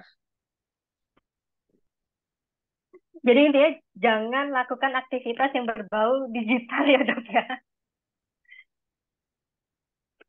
Oke, ini ada satu pertanyaan lagi dok. Anak saya 3 tahun, seharusnya TV lebih dari 2 jam. Bicaranya masih belum jelas. Apakah mungkin itu salah satu dampaknya gitu loh, gara-gara nonton TV-nya lebih dari 2 jam. Apakah kalaupun salah mau terapi sekarang sudah terlambat atau bagaimana nih dok? Pertanyaannya seperti itu. Ya, kalau sudah ada seperti itu kan ada kemungkinan ke arah speech delay ya, udah keterlambatan berbicara. Ya, pengaruh melihat gadget ataupun TV yang berlebihan itu bisa mempengaruhi tadi ya, memicu munculnya speech delay ini. Sehingga orang tua perlu lebih intens lah untuk mengajari berbicara, ngajak ngobrol. Kalau zaman dulu kan kita ngajak bicara, babbling gitu ya, baru ada kata-kata, merespon gitu ya. Kalau gadget kan nggak bisa merespon ya dengan hal-hal yang memang dibutuhkan oleh anak. Jadi memang harus caregivernya, harus orang tuanya. Dan kalau memang sudah ada speech delay, segera diterapi ya. Karena saya banyak nih menemukan zaman sekarang ini udah terlambat gitu ya untuk dilakukan terapi sehingga anak punya gangguan dalam kelancaran verbalnya. Dan itu akan membuat mereka jadi dibully oleh teman-temannya di sekolah karena tidak punya kelancaran verbal yang baik gitu ya. Kemudian dia juga kesulitan untuk bisa mendapatkan performance yang baik di sekolahnya. Kasihan kan pada akhirnya gitu. Jadi kita orang tua ini perlu meletakkan dasar-dasar pola asuh yang sehat, yang baik, yang memang dibutuhkan oleh anak. Lihat konsekuensi dari setiap tindakan kita. Nggak semua yang kita rasa baik itu adalah yang dibutuhkan oleh anak. Hati-hati tuh, ada yang namanya toxic positivity. Nggak semua tuh yang rasanya positif gitu ya, itu yang dibutuhkan. Jangan-jangan yang kita rasa positif malah menjadi toxic buat anak kita. Inilah yang perlu kita introspeksi dan evaluasi. Nah, semoga materi yang disampaikan hari ini bisa lebih membuka wawasan, pengetahuan, dan keterampilan buat kita semua. Terima kasih, Mbak. Baik, terima kasih banyak dokter. Wah, luar biasa. Ini kita, masih ada waktu 5 menit. Ini kalau satu pertanyaan lagi mungkin nggak dok ya? Oh ya, silakan. Kalau masih ada boleh. Oh ya baik. Ini pertanyaannya masih terkait ini dok, sosialisasi gitu. Kadang kan kalau anak ini sebaiknya diajarkan sosialisasi langsung keluar gitu daripada dia terlalu sibuk sama dengan gadgetnya gitu. Tapi ternyata teman-teman seumurannya dia malah juga aktif di gadget, bukannya malah menjadi aktivitas sosial, malah jadi aktivitas komunitas gadget lah istilahnya seperti itu. Jadi orang tuanya ini apakah dia harus melimitkan sosialisasi sama teman yang seperti itu atau bagaimana ya dok? Justru kan maksudnya orang tua mau main sama temannya, malah temannya asik main gadget juga gitu. Jadinya kan malah kayak percuma gitu mungkin kata orangnya, atau baiknya sudah di stop aja sosialisasinya atau gimana gitu dok? Wah, sebenarnya tidak demikian ya. Masih sangat banyak komunitas atau support group yang tidak menggunakan gadget kok. Komunitas olahraga sekarang banyak, klub-klub bulu tangkis, basket misalnya, berenang gitu ya, ataupun klub-klub musik itu kan semua nggak pakai gadget gitu ya. Jadi jangan jadi pembenaran kalau misalnya ada kelompok anak yang main gadget. Oh udah kalau gitu nggak usah bersosialisasi ya. Kita orang tua lebih kreatif untuk kemudian melihat di mana anak ini bisa bertumbuh, berkembang dengan baik, dengan komunitas, dengan circle yang sehat tentunya. Atau di tempat ibadah, ada banyak kegiatan-kegiatan mungkin yang bisa dilakukan. Hal-hal yang seperti itu yang bisa menjadi aktivitas non-digital yang membuat anak kemudian tidak bisa terhindar ya dari pemakaian gadget yang berlebihan. Baik. Wah, sebenarnya ini pertanyaannya masih banyak ya dok, tapi sayang sekali ini kita sudah terbatas waktu. Mohon maaf nih kepada happy parents, kepada ayah, bunda, dan mungkin kepada teman-teman sejawat. Mungkin beberapa pertanyaannya ada yang belum dijawab, dan jadi tadi saya juga sempat baca nih list-list pertanyaannya rata-rata kurang lebih sama ya, sama pertanyaan yang sebelumnya sudah pernah ditanyakan. Jadi mungkin untuk teman-teman yang terlambat masuk, mungkin nanti bisa nonton kembali ya, karena di sini kan ada recordingnya, jadi tidak usah khawatir. Dan sekali lagi saya ucapkan terima kasih yang sebanyak-banyaknya kepada Dr. Lahargo Kamberen atas paparan materinya yang luar biasa sekali.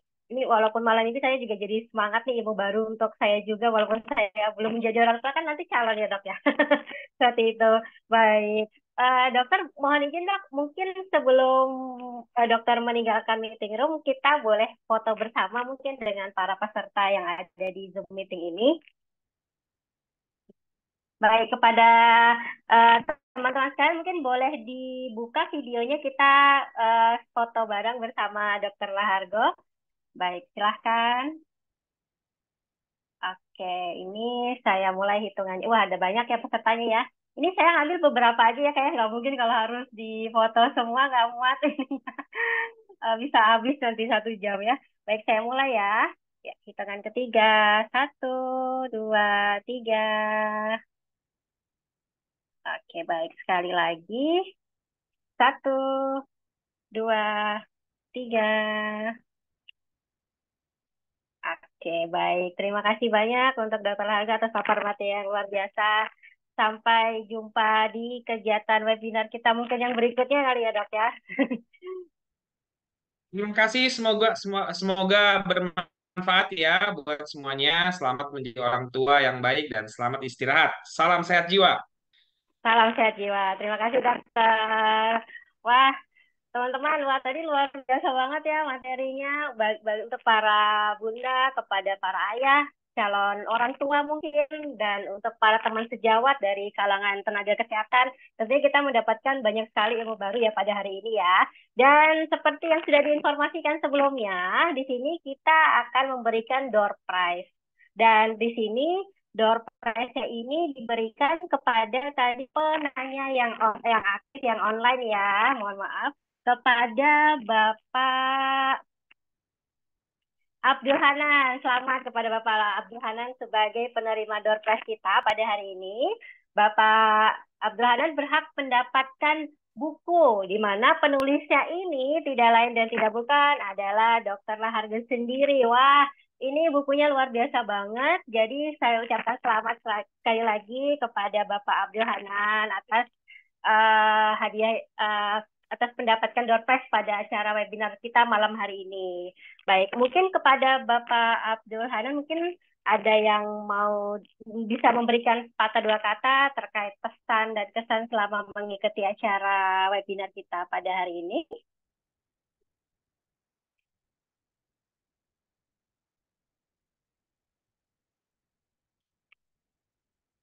Halo, Bapak Abdul Hanan.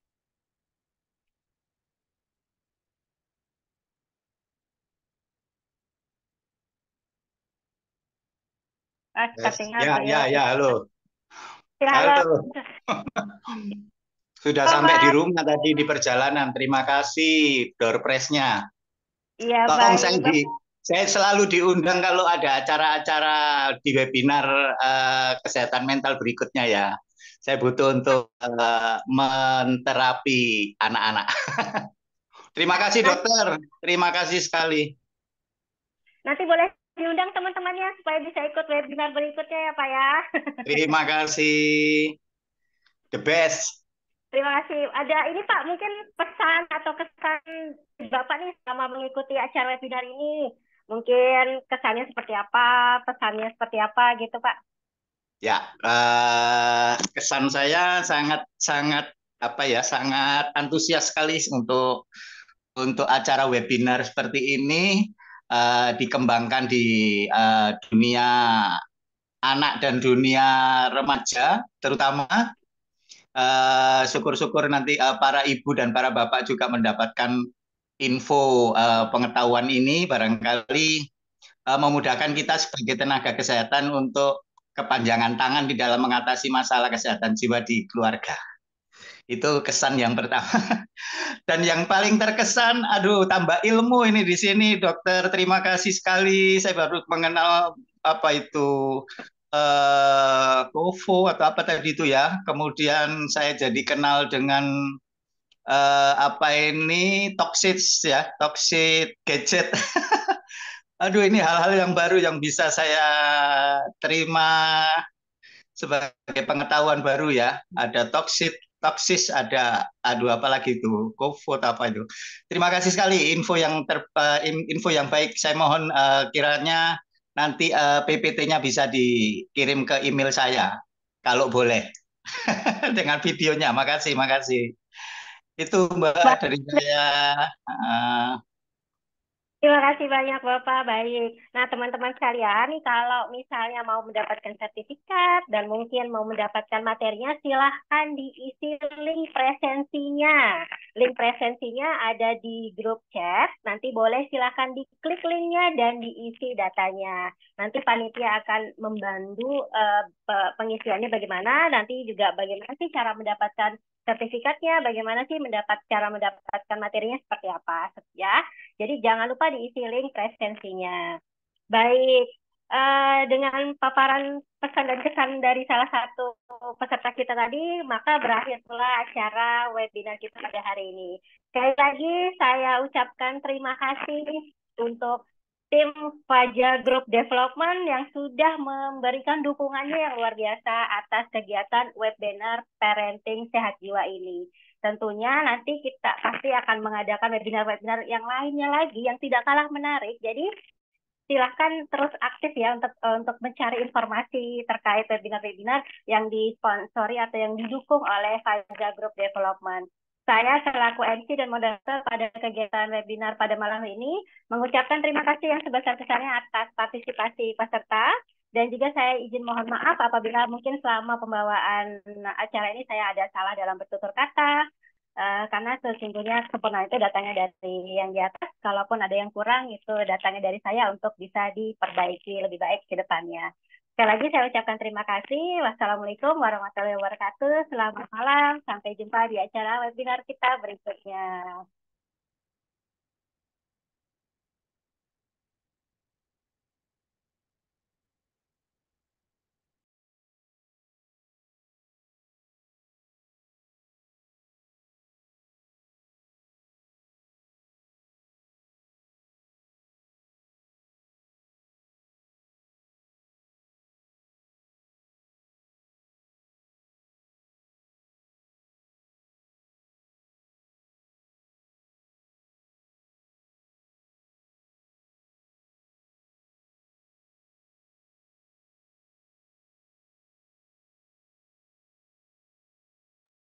Saya izin live ya. Terima kasih semuanya. Selamat malam.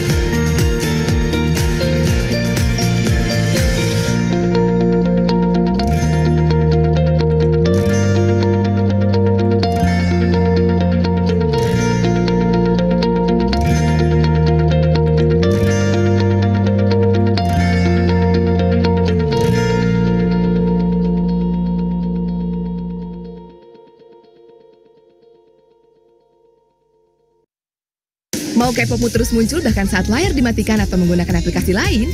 Dapatkan YouTube Music Premium.